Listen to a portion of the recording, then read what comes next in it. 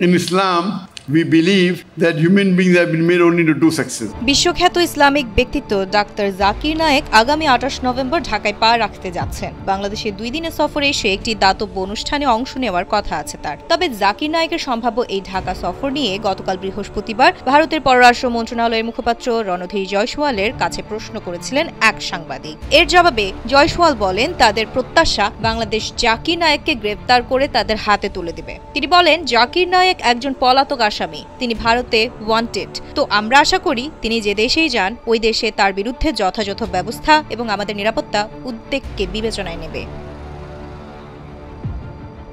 এদিকে জাকির নায়েকের বাংলাদেশে আসার ব্যবস্থা করছে স্পার্ক ইভেন্ট ম্যানেজমেন্ট নামে একটি প্রতিষ্ঠান। গত 12 অক্টোবর প্রতিষ্ঠানটির প্রোপাইটার আলী রাজ বলেন প্রাথমিক পরিকল্পনা অনুযায়ী 28 অথবা 29 নভেম্বর ঢাকায় ডাক্তার জাকির নায়েকের প্রথম প্রোগ্রামটি হবে। তবে কেবল ঢাকাতেই নয়, ঢাকার বাইরেও এই প্রোগ্রাম করার পরিকল্পনা রয়েছে আমাদের। ভারতের হিন্দুত্ববাদী বিজেপি সরকারের রোষানলে পড়ে 2016 সালে নিজ দেশ ছেড়ে মালয়েশিয়ায় পাড়ি জমান জাকির নায়েক। সেখানে স্থায়ীভাবে বসবাসের অনুমতি পেয়েছেন তিনি। ওই বছর তার পিস টিভির সম্প্রচারও বন্ধ করে দেওয়া হয়। মোদী সরকার তার বিরুদ্ধে ঘৃণা ছড়ানো এবং অর্থ পাচারের অভিযোগ আনে। 2016 সালে ঢাকায় হোলি আর্টিজানের সন্ত্রাসী হামলার পর জাকির নায়েকের উপর নিষেধাজ্ঞা দেয় শেখ হাসিনা সরকার। এরপর গত বছর তার পতন হলে আলোচিত এই ইসলামিক কলারের ওপর নিষেধাজ্ঞা শিথিল করা হয়। এখন তার ঢাকায় আসার সম্ভাবনা তৈরির পর ভারত থেকে গ্রেপ্তারের আহ্বান জানালো।